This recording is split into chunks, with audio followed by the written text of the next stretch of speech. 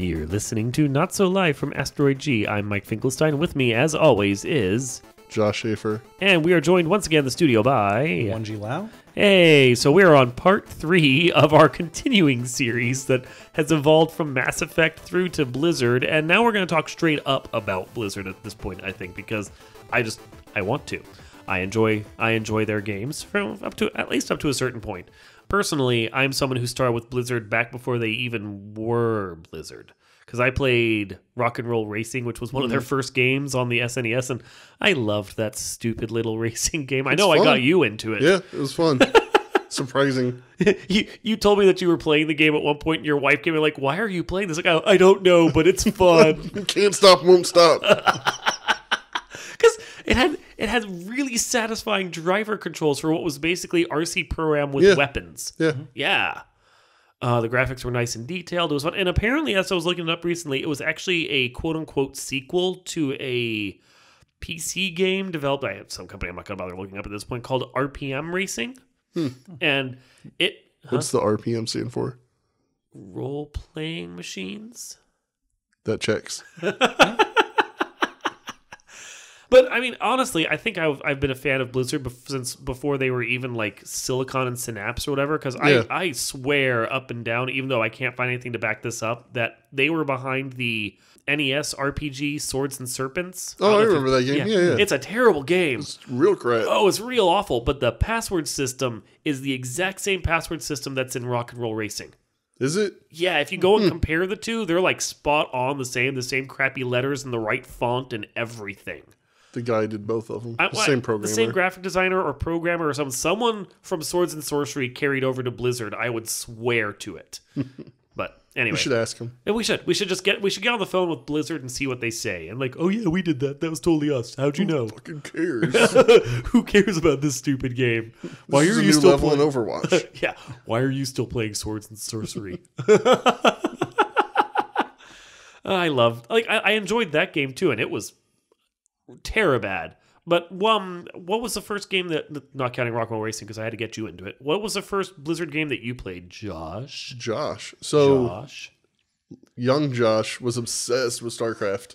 Okay. The first one. And you're not even Korean. I'm married to one. But that was after Young Josh was playing true. StarCraft. Or was it? Money goes far Were over you a the child internet. bride? Yes. Domo Toshiro-san. But Yeah, I just remember putting StarCraft 1 in the computer. Yeah. Waiting the 7 years for it to install. Dial off up of, internet. Like, how many floppies or whatever. It was CD based. But just seeing that first cutscene, I just remember. Blizzard is fantastic with their cutscenes. Just pins and needles. I was like, how do they do that? You can see the reflection in the visor. Oh my God. But yeah. In 800 by 600. Oh yeah. Glorious 800 by 600 VGA. Yeah. I made Josette watch, my wife, for new listeners, watch that a little bit ago because we were watching the Overwatch videos, and I was like, oh, they've always had some good stuff. Let's watch these StarCraft ones, and they don't hold up very well, but it's still... For the time. Yeah. So you that was when you really started playing? You didn't play like the Lost Vikings back when you were a kid? Not really, no, because I thought dwarves were stupid. Oh, you're so wrong. Yeah, The Lost Viking games were great. I was bad at it. I got about halfway through Lost Vikings, but I loved it. I rented that over the course of like 3 weekends, and I got all the way through to the end of Wonderland, which was the next to last world. And then I had to return it, and for whatever reason, I didn't rent it again. And I think that was partially because, like, Wonderland was such a bitch to get through. It took me, like, 2 days to get through one of the levels of it. And then at a certain point, I was like, I can't invest in this anymore. It is fun, but it is past the point of me being able to play this game. Yeah, because I have it. Yeah, I have both of them. But didn't I give you one of your copies? the second one. Yeah, because you didn't have Lost Vikings 2, but I had, for some reason, I had a copy of it on both Super Nintendo and Sega Genesis. Wow, I'm sad. Could be worse. Not as sad now. I got rid of all my copies. But it's fun, and I played it. I wish I played it as a kid because I think I would have been better at it. Oh, yeah. I don't think I could go through and play Lost Vikings now. My 15, 16, 17, however old he was when he played it, nephew, he played through it, and he's a god at games, and I can't play anything like it. He picked up the Mummy Demastered when he was here visiting one time, and in the course of an evening, he 100%ed it. Oh. And I'm pretty certain I wouldn't make it through the first area of that game in the time it took for him to do that. Jesus. Yeah, I know. It's freaky. But yeah, he played Lost Vikings and he trounced the game because of course he did. He played through the first zone. He's like, I don't know how to do this. And I showed him a couple things. And then almost immediately he just wrecked the game. I'm like, all right, well, plainly you don't need my help anymore. Thanks for coddling me. So, 1G. So what was the first Blizzard game you really played? Well, yeah, StarCraft was actually the first one that I played. I assume this is the same for all of us. I didn't actually understand sort of Blizzard as a game-making entity until, somewhere in the mid-2000s. Well, I played their games, but I, didn't really sort of put it all together. All this great stuff is coming from one company until much later. StarCraft, that was it for me.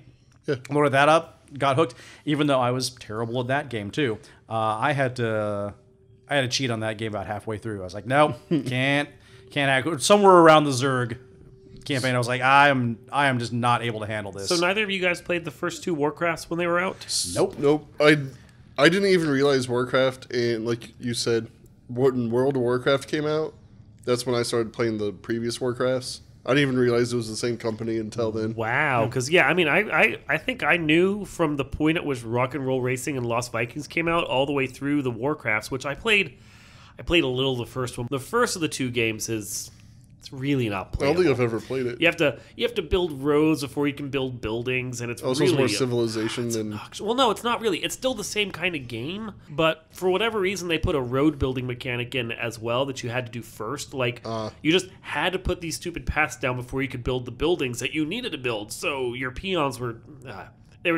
I'm thankful they got rid of that because the roads were totally unnecessary to the game. But I played all the way through Warcraft 2. I didn't beat it because I'm criminally bad at games, but the fact that I made it to the end mission on both humans and on orcs was, I thought, quite the achievement for me. I got there. I couldn't get past them, but I got them.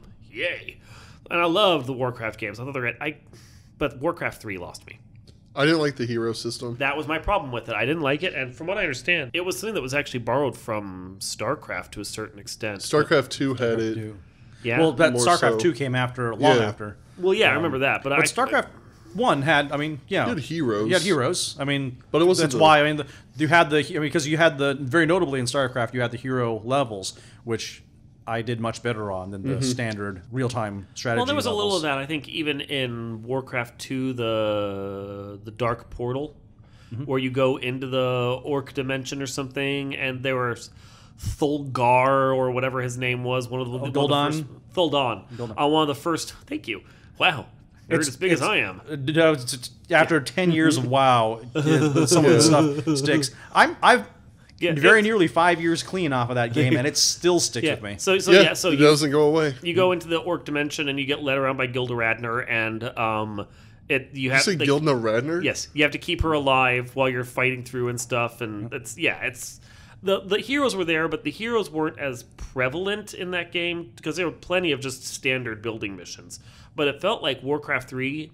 It was basically a primary focus. Yeah, it was basically work to get one of your 3 heroes, and you better freaking charge them up as quick as you can, because if you're playing against someone else and they kill your hero with their hero is now beefy and you're dead.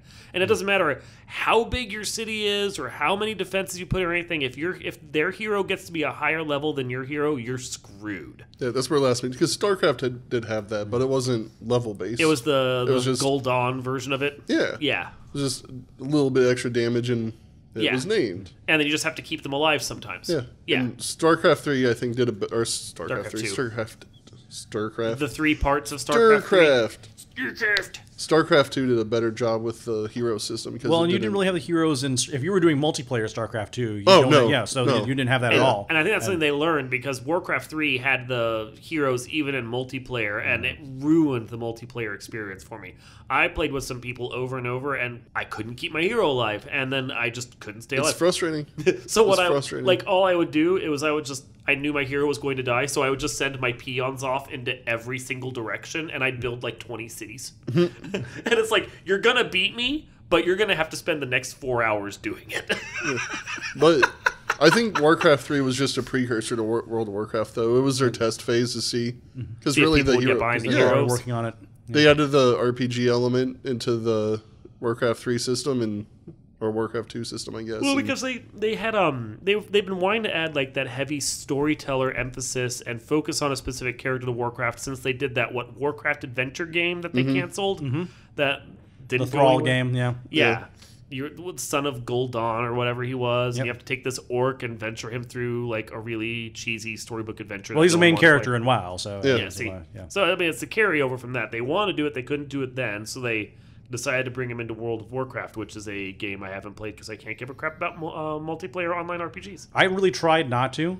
I got essentially dragged into it. But every one of my friends was playing it at the time, Yeah. and I refused to. And they were like, "Just try it." It was literally the first one's always free. Like, just try it for an hour. Just make guess- a character, and that was it. I was hooked. I guess I have to be glad that I didn't have friends for 5 years there Yeah. because they were all playing Warcraft and I didn't realize it. Well, then, and of course, as is my tendency, and I know this about myself now. At the time, I should have known. When I do something like this, I go full bore.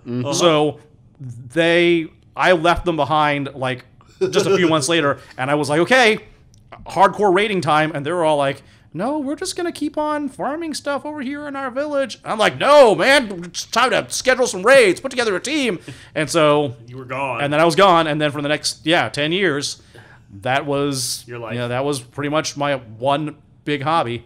It was a lot of fun. I have to say, like, there are times I actually do miss raiding as a video game experience.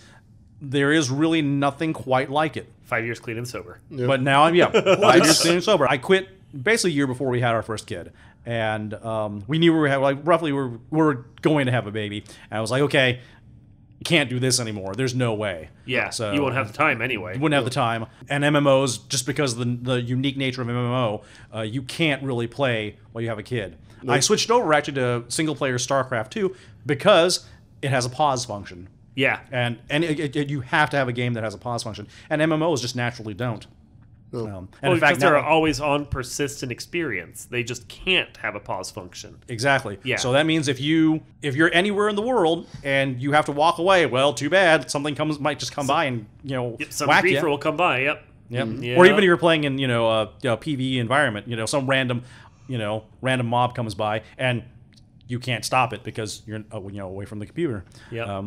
Yeah. So we had to quit that, but people even now still try to drag me into it. Because when I left, I quit cold turkey. That was the only way. Realizing that is the only way you can really quit. You can't sort of wind yourself down because you get sucked back in, as I did multiple times. So this time I was like, no, I'm done. I'm walking away. I logged off, never logged back on. Millions of gold on my character, piles of stuff. Wow. Just left it. It's still there, lurking in the. Well, but if you're not paying for it, don't they delete it after a while? No, it's still. No, Really? I still have They'll- my they'll characters. keep I'll it. go in every once in a while, and it's like, oh look, my goblin's chilling out, and my Yeah. They'll Don't be you like, have to pay Well, for it to keep nope. it maintained? no, they this is keep all the data. Battle.net. Wow. No, See MMO. how little I know about this. No, the MMO industry, it doesn't cost them anything to keep the data around. Really, not very much. And they want to get you back in. I played Eve, actually, for a few That's the weeks. space. That's online. a space online game, which some of my family really love.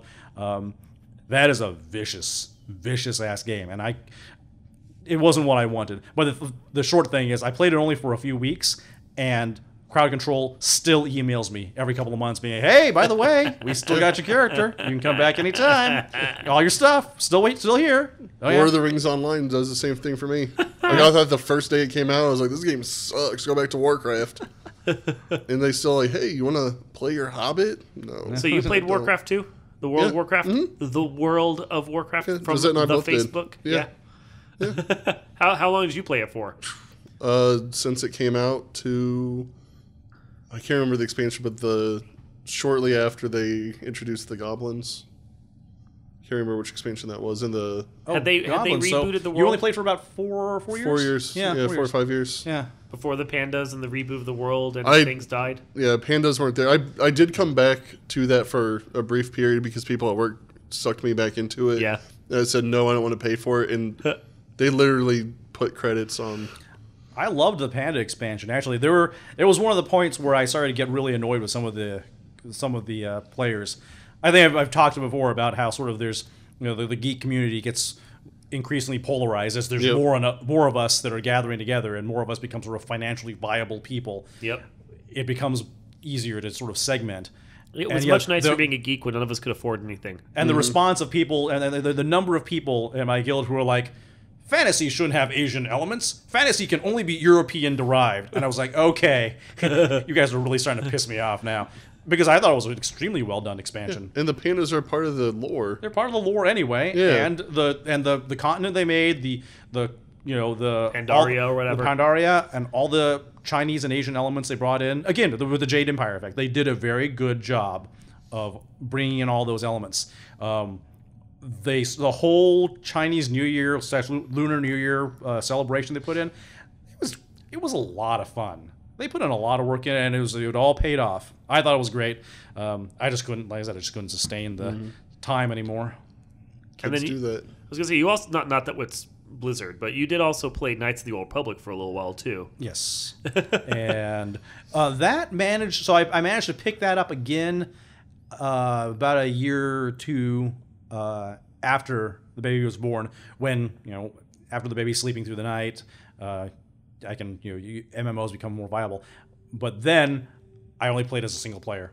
I made it a point to never actually talk to anyone or actually interact with them. Which you can do. I know we're on a tangent now with Old Republic, but I mean with BioWare. But Old Republic has a very robust single player experience, such that you can just go through and do the single player stories and never mess with anybody. Yeah. I don't think I ever partied with anybody in Old Republic when I played. Yeah. World of Warcraft is a little more group oriented, a little more forced socialization, a little more forced with the way they have some of their quests lines set up. That's fair. They're very graphic about what they do to your mother when you play in groups. Yeah, there's some. But then Blizzard. Yeah, Blizzard's lost me ever since. I was excited about Overwatch when I first heard about it, but I just can't do PvP only games because I'm really bad at PvP, but also because after a while, it just doesn't interest me. I mean, it's the same. It's one grand melee after another. Yeah, I mean, I watched Josh. I watched you and your wife play Overwatch for a little while, and then it looked fun. So I decided to jump in with you, and I bought the game full price, and jumped in and played with you for like 3 hours, and realized I suck at that game. There's a huge learning curve to it, and I could not get over it. You have to stick with it. Who you pick as a character helps too, but the best way to play Overwatch is as a group with people you know. Like, I don't like playing by myself because I can't talk to anyone because I have a group of friends that play. But I don't know. Do you just use like Ventrilo or TeamSpeak? We play on Xbox. Oh, okay. So I feel like that game would be so much better if I didn't have to play it with anyone. Exactly. No, I feel like if it had, because the first trailer I saw for it was so good. That first trailer is awesome. Oh, the intro movie for it is phenomenal. And I want to play in this world. Yeah. I just want like a single player story. Yeah. I just want to explore the world. Lucky for you guys for that part, apparently the next patch by the end of this year, I think they're having a single player mode. Oh, cool. So the game I bought, I actually play. Hey, look at that. That's what they say. Lovely. They've been dropping hints about that, but all their videos still, I highly recommend. Yeah, because I played through the tutorial missions that you have to do when you first start the game, and they were okay. And some of the, we played some PvE modes as training together, and I enjoyed the hell out of those. That's what I want. And then at a certain point, we drop in and have to go 6-on-6 in the game, and I'm like, I don't like this. This is not for me. This is no. And look, aside from the need to practice and the learning curve, the bottom line is at a physical level, I am just not going to be as good as some 16-year-old. No, the 12-year-old griefers are going to kill me every time. Yeah. My reflexes just aren't there anymore. Nope. It just isn't. I'm not certain my reflexes were ever there. Yeah. But after along with Overwatch, they also had Heroes of the Storm, which is a MOBA or something that no one apparently plays. I played it for a little bit because they had special skins you can get for Diva, who's an Overwatch character that you could only get through Heroes of the Storm. That sounds ridiculous. And Josette, plays Diva Okay. because she's Korean, I guess. I do want a little model of Diva's mecha. Oh, her I mech's want so that great. So Is that the much. weirdly anime Yeah. bubble mech? Pink, Yeah. yeah. Okay, that's fair. And there was one costume you could only get from playing Heroes of the Storm for, I think it was like 4 days straight or something like that. And you had to win X amount of games. Oh my god, that game's so bad. Did you end up playing as the Lost Vikings? I did. Nice. I played as them and some other. Because I love that they're a StarCraft selectable dudes. character in Heroes from the Storm. Like, you're honoring your past. Thank you. There's actually a level called Blizzard World in Overwatch where there's it's like a big theme park. Yeah. There's actually a Lost Viking section. The Lost Vikings were in the original release of World of Warcraft. Yeah. Yeah. They were. There's a dungeon, and you wander through, and there's three dwarfs in there, all with the correct names. Olaf, what's his Sven and Vlad. Eric. Yes. Eric. Yep, and they're also in there talking about Lost Viking stuff, and just stumble upon them. They're in there. My God, I remember those names. Wow. Oh, the Lost Vikings are great. I loved that game, and I love the fact that they keep showing up in other stuff. It's fantastic. But yeah, so I never played Heroes of the Storm, and apparently I never need to. Yay. Yeah. And then there's their Hearthstone. Hearthstone. I played Hearthstone. I Hearthstone. played that for a little bit. Yeah, it's fun. I mean, it's a free game. You play, you putter around. They give you enough free stuff that you can have fun with it, and that you don't need to drop anything on the microtransactions. Yeah, I mean, I've already played Magic. I don't need to play Magic. But that's again. exactly it. It's basically Magic Light. Yeah. It's digital Magic, and I like you are with Warcraft. You're 5 years clean and sober. There was one day where the switch in my head clicked on Magic after playing it from 4th edition when all my friends were suddenly into it. I played through to somewhere after Ice Age, like near 6th edition or something, and like that switch flipped, and I'm like, why am I still playing this? And I've been like 20 years clean and sober on it now, and I'm never going back. No. Yeah, I started with Magic when it first came out. Like, I was there at the Gen Con where Wizards of the Coast, like their tiny little staff, they were standing in the aisles going, "There's this game we created. Here, you guys just want a free deck, and just try it out and tell us if you like it." And they were just desperately trying to get people to play it. And then I was there the day after when everybody was playing it in the hall and like, "Have you tried this thing yet?" And then just explode. And then after that, and nobody knew what the cards were worth in those first few weeks. So we were trading stuff back and forth. The number of like trades that I can remember from back then of just stupid stuff for stupid other stuff. Yeah. was just I traded away all kinds of stuff. Things that you shouldn't have. Whereas I was like, I need another swamp. Here, take my Gauntlet of Might. And here's my Black Lotus that I don't know will be worth $3 million down the road. Stuff like that happened. And that, and then the market solidified, some months later. But those first few weeks, that was crazy. I still have my cards sitting in a thing. I've just never found a way to just like really conveniently sell them, because I mean I know I could take them to Gen Con, no good way to do it, and like just dump them, and someone would give me like $5, but. You'd be surprised, man. You could make a few hundred out of it, but it's not going to be a huge amount. I have some good cards. I know I have some good cards. I sold my entire Magic collection for about $3,000, and it wasn't that good of stuff. What'd you do? You just took it to Gen Con and dropped it off or something? No, I went to a local store. Okay. Yeah.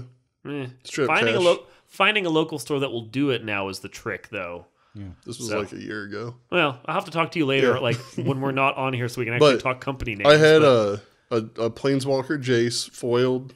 See, none of mine are foiled. The best I have in my set is a Japanese Magic deck sealed from like 4th edition. One of my sisters got it when she was overseas and brought it back, and I've sit on it. And that one's worth some money, especially since it's sealed, so I don't have a clue what's in it. But most of what I have is like 4th edition Forces of Nature and a few hidden paths and things like that. Things that are worth usually decent. I mean, they're probably worth more because they're older editions. But then I also people pay for that though, man. Then I also have like an infinite number of Thalids that I can never get rid of from fucking Fallen Empires, because damn Thalids. I used to have like all the Mermen and so forth, because those were big in Fallen Empire too, and then I eventually managed to freaking get rid of those things because.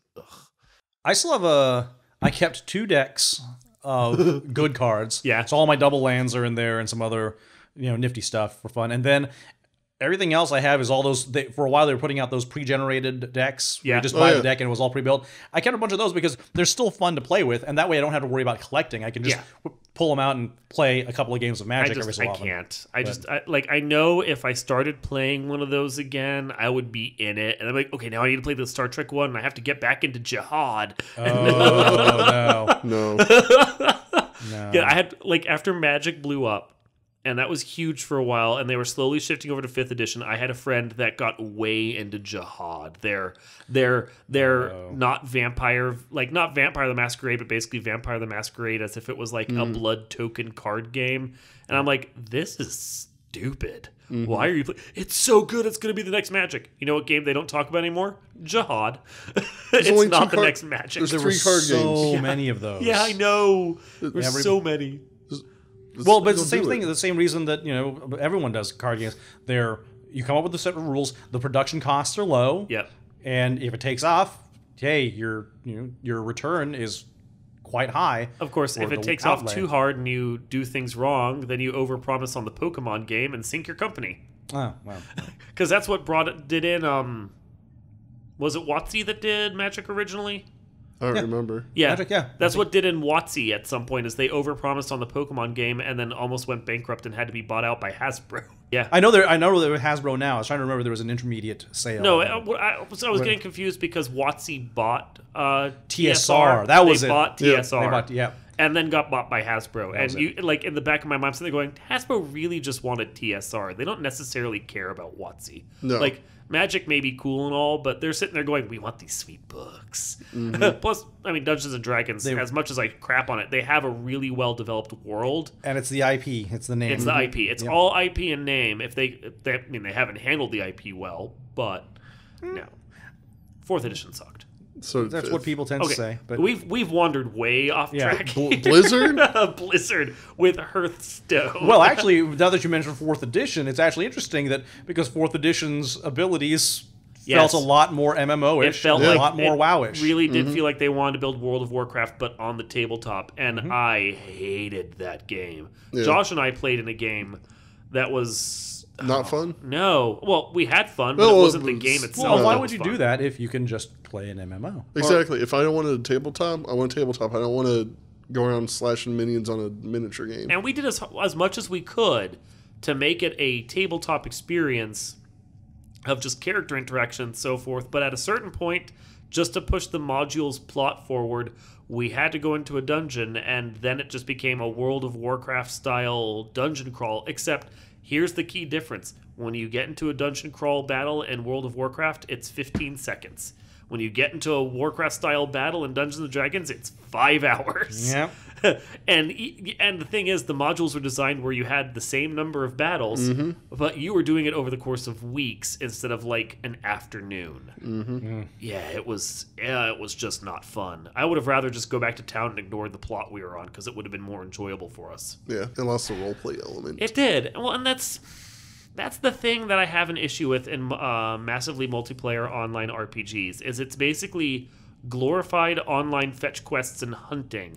And I never, like, you said that, I know in a discussion not on the podcast, but you said that Knights of the Old Republic, at times, the Old Republic online RPG managed to capture that RPG aspect, at least with the Sith Soldier. No, it was the Imperial Agent. There you go. The Imperial Agent was a fun class. is worth running through. Because he has, like, an actual storyline. A whole storyline. And genuinely different endings, like a lot of them. You can go in all kinds of different directions. And that feels like an RPG right there, which is the whole point of, in my head, an online RPG. But And they fixed the grindiness aspect of that several patches in, where it used to be you had to grind through a bunch of, to get from one level to the next. It's like, go kill 50 of these guys. Go pick up 50 of these. It was tiresome. They fixed all that. And they trimmed it. That anymore. Huh? It's not really like that anymore. No, they trimmed it way down so that you can just pursue your story. And there's the occasional, there's all the quests are still similar, but they're no longer as tedious because now it's like that's the thing I'm looking for with an RPG, because RPGs to me are, you can go and fight things, you do other stuff, but the whole point of an RPG is I am a character. I'm doing this to go out and, like, enjoy the world in my head, because, it's usually a tabletop RPG I'm talking about, get the experience of the character I'm playing as. And it feels like a lot of online RPGs lose the aspect of being a character just to give you pretty graphics and some fetch quests. Well, I mean, it's because the online games, everyone has to have the opportunity for a similar experience. So everyone has to have access to a particular quest. So the quest has to be genericized to an extent. Because once you start having, there's the occasional like wizard-only quest or hunter-only quest, but those are very rare. 99% of the content has to be available to everyone, regardless what race or character they choose, which creates this whole problem of generic gameplay. WoW did fix it to an extent in that over the course of the expansions, they implemented a lot more different kinds of quests. They inserted technology such that you didn't have, instead of constant fetch / kill quests, they did things like, here's a racing segment where you're going to learn how to race, and that's your game. Or here's where you're going to learn to fly a bomber, and you're going to do bombing, or you're going to do air-to-air combat, or tanks, and they do a bunch of different things. And you do it in an Airblade on Talon 4 in Rock and Roll Racing, because that's what I'm looking for right there. You cannot. No. But I will say that the one thing I hate about MMOs are the escort quests. They infuriate the hell out of me. I hate escort quests and anything that you have to do. Just when you have to walk half speed for an hour. Like it's like any escort quest I've played in any game. It's worse when if you have a sketchy internet connection too. Yeah. Because there's nothing like losing your connection for a moment, having your escort despawn 3/4 of the way through, having to slog all the way back and starting the stupid thing over again. Yeah, well, and there's Breath of the Wild had like a reverse escort quest where you have to follow this kid on like this stealth mission where the kid goes through these things and you just have to make sure the kid is okay by like scaring off monsters, but you can't be seen by the kid because the kid wants to do his quest on his own. And it's like if you screw up one thing, you have to go all the way back to the start of the quest and do the whole stupid thing over again. Ugh. I have never once played any kind of escort quest that has been fun. Like, even though she can fight and she can't die, I hate escorting Leia around in Diablo 3. Because Leia sucks. Like, she sucks even before you find out that she's going to become the host of Diablo and then die. Mm-hmm. Like, she is an awful character. I am happy she dies. That's a good segue into Diablo, which Blizzard also does. Yeah, which we actually managed to not talk about during the Blizzard podcast, but have managed to talk about it in, like, every other podcast we've done. What? The Tom Cruise podcast? What's really cool about him? Diablo. He plays Diablo 2. He's Diablo. Which, honestly, the only Diablo game I've played is Diablo 3, but I've played the shit out of it. I really would like to have more plot to Diablo, because I've enjoyed the storyline. I've enjoyed. I mean, it's relatively simple. Expansion that goes on beyond the Angel of Death. Angel of Death, yeah. A sixth chapter. Yeah, it'd be great. Getting a mobile game.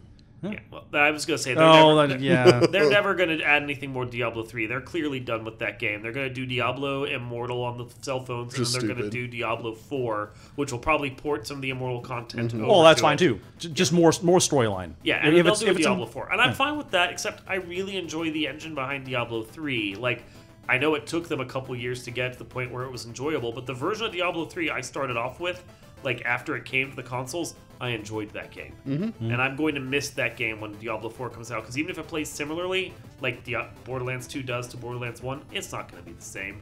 Hopefully it's just Diablo 3, but they'll add, like, jetpacks or something. Ooh. Yeah. Ooh. Future Diablo. Yes. I would play Diablo with jetpacks. Cool. Anyway, I think we've just determined the best Blizzard game ever. Diablo with jetpacks. I'm Mike Finkelstein. Josh Schaefer. What'd you allow? And we will see you next time on Not So Live from Asteroid G. But they can't see us. I was going to say that. Damn it. Get on my brain. Goodbye.